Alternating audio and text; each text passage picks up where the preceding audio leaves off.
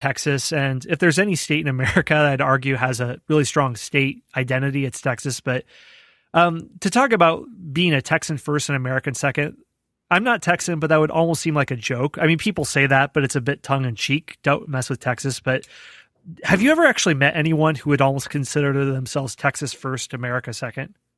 Oh, I've met several people like that. There's quite a few, but they would be the minority for sure. Most people I know in Texas consider themselves Americans first and Texans second. I mean, I certainly do.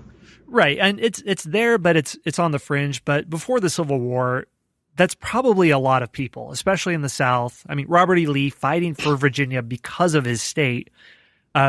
Your identity by your state was very strong, but it reduces significantly with your identity as an American. Oh, absolutely. The overwhelming majority of Americans at the time of the Civil War had never left their state. A lot of them had never even left their own town, to be honest with you. But yeah, people identified first as I'm a Virginian or I'm a Pennsylvanian or I'm a New Yorker or whatever. But after the war, there's definitely develops more of an American identity. Right. There's a concept that historians use called invented tradition, where in any state creating its own national mythology will speak as if these values and these traditions, which we have now, have gone back to this mythological past. So the Turkish people are geniuses at this, talking about a Turkish identity that goes back 2,000 years to primordial Central Asia. Mm-hmm. But Americans were guilty of this too, where we imagine that what it means to be American and how we understand American identity to be. Does some of it trace back to after the Revolutionary War? Maybe you can argue yes, but a lot of it comes out after the Civil War, and a whole lot of it comes out after World War II. Many of the institutions and traditions we have are post World War II identities. So I'm not being this too cool for school revisionist historian that say, hey, you rubes, you're dumb. I'm not being that guy. I don't like that guy. I've met that guy. And let me just say he's no fun. But just to understand that a lot of the traditions we have come about after this, something to understand, because of how much the Civil War changes the configuration of America.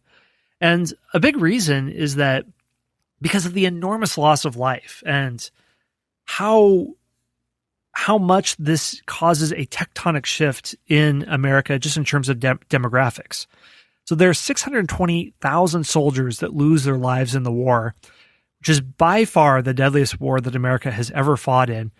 This is 2% of the population in 1861. So just to give you an idea of how big this is, if the same percentage of Americans were to be killed in a war fought today, this would exceed 6 million who had died. That's about Holocaust numbers right there. So the number of casualties suffered in a single day at the Battle of Antietam in 1862 was 4 times the number of Americans killed and wounded at the Normandy beach landings on D-Day on June 6, 1944. So enormous loss of life. One other factor too, the social change, is that America becomes more focused on its industrial path than its agrarian path. Some wonder that if the Confederacy would have won, or if the agrarian pathway that the Confederacy is following, where it's focused on these landed estates and the yeomanry, as Jefferson talked about, if this would have won out, could have America have developed more like a Russian model than a Germany or an England that's industrializing?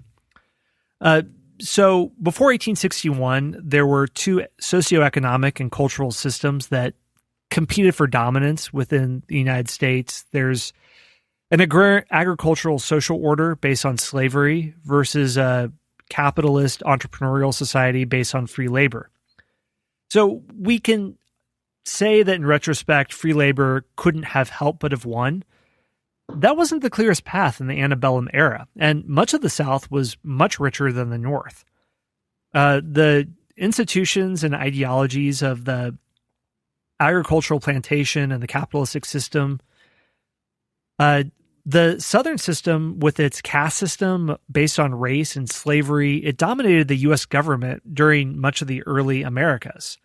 But the territory of the slave states considerably exceeded that of the free states, and the Southern drive for further expansion it seemed a lot more aggressive than that of the North and the competition to add free states and slave states before the Civil War.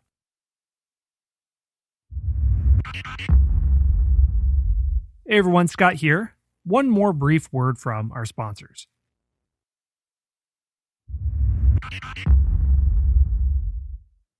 Southerners were trying to go down and take over parts of Mexico, parts of Central America with the filibusters.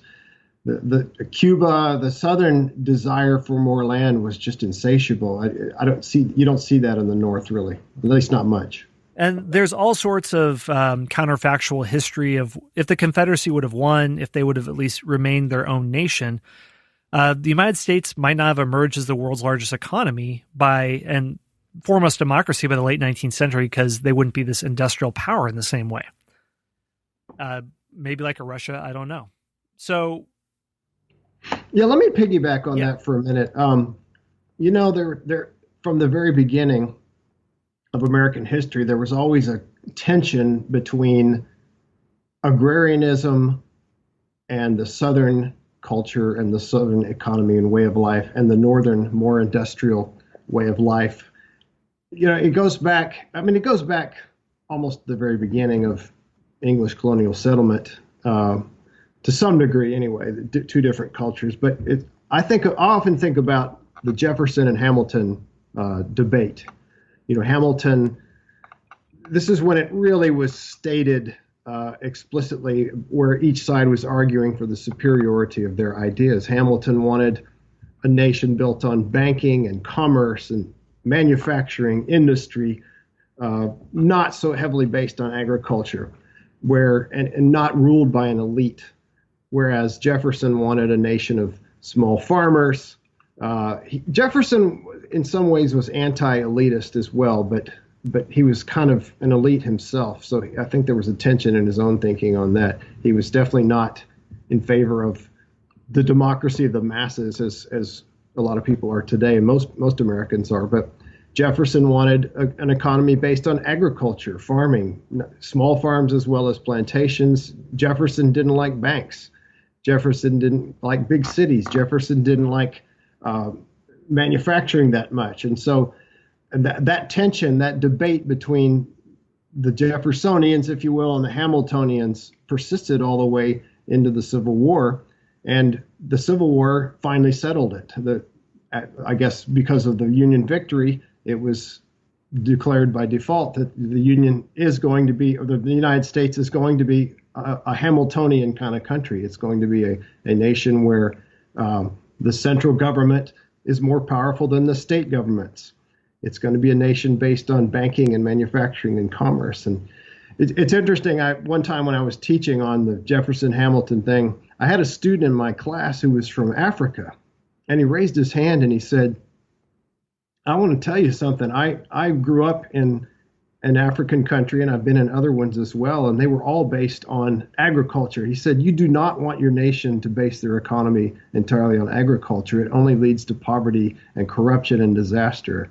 And I thought that was really interesting because I'd never really thought of it. He brought in a very, very interesting and a different perspective that it's like, wow, this guy thinks Hamilton was right, and he's lived in a more of a Jeffersonian kind of country, if you will.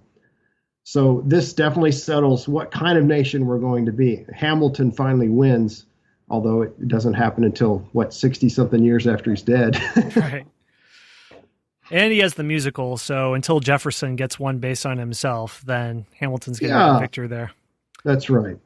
And the one last thing I want to mention is that another social change that happens as a direct result of the Civil War is that the idea of America as a land of opportunity, I'm using the term invented tradition, and I'm not using that to say that, it's fake. It doesn't mean what it says, but the ideology, and when we speak of that, has to do with policies that come out of this. I mean, yes, you have founding fathers who will speak and get into philosophical discourse on the nature of freedom and how the United States was architected to maximize individual liberties. But here are two policies that, at least in action, really propel America forward for that. One is the first transcontinental railroad.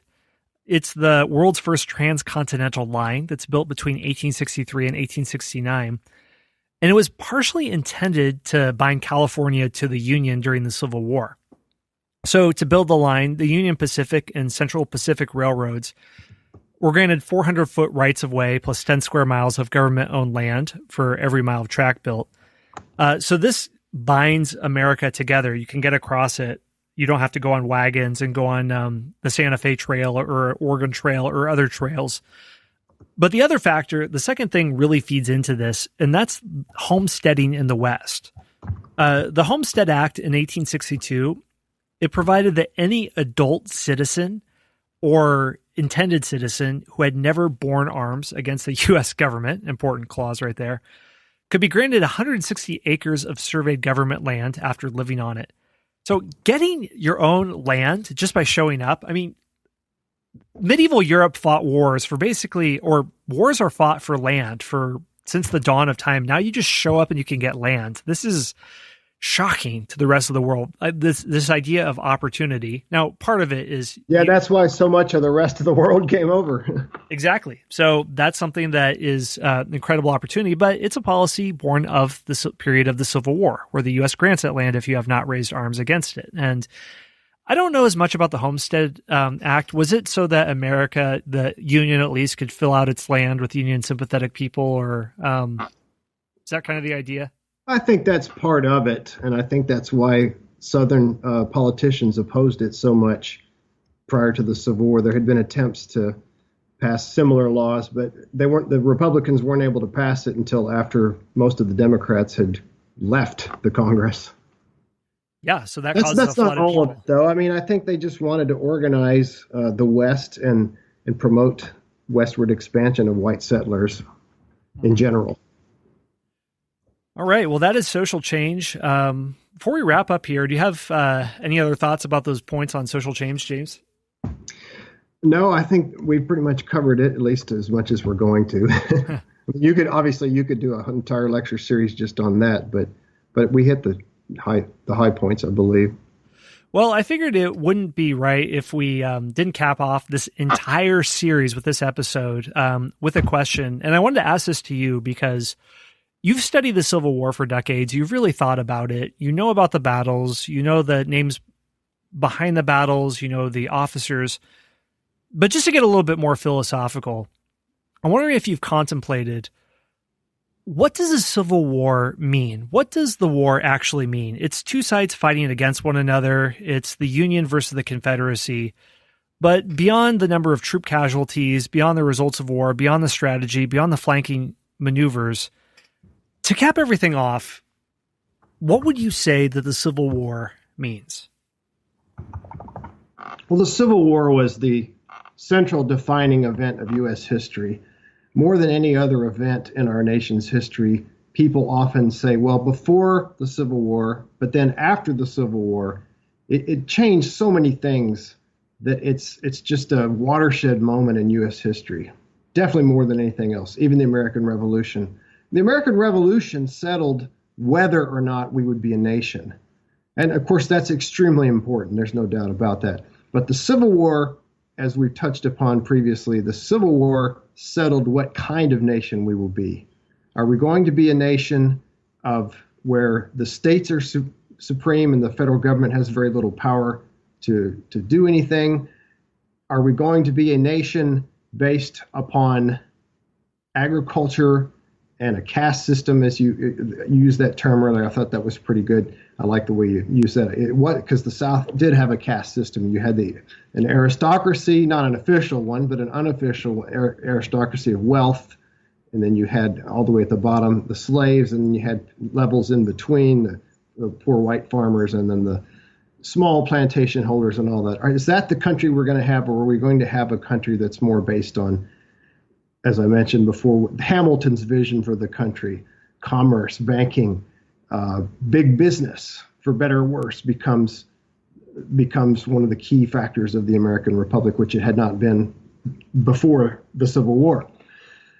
And the government, a lot of people tell me, well, Lincoln increased the power of the government, and the war increased the power of the government. Well, every war does that. I mean, you could also say Woodrow Wilson did, Franklin Roosevelt.